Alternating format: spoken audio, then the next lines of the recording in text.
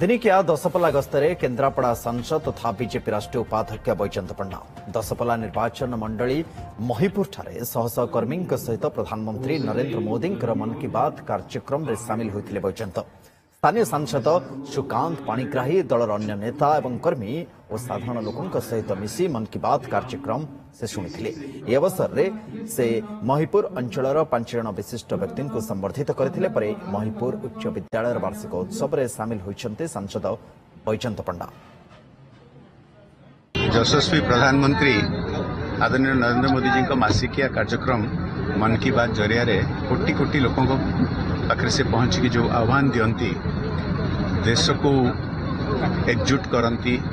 बहुत उदाहरण आनती आम सामना को जो नागरिक माने विभिन्न सामाजिक वर्गर निज उद्यम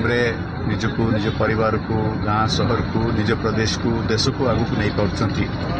बहुत बढ़िया कार्यक्रम कौन से राजनैतिक कार्यक्रम नुह कि आम भारतीय जनता पार्टी कार्यकर्ता मैंने आयोजन करती स्थानीय जनता गुरुजन माने माँ मौसी मैंने आसी जोड़ी हमें बहुत भल लगे आज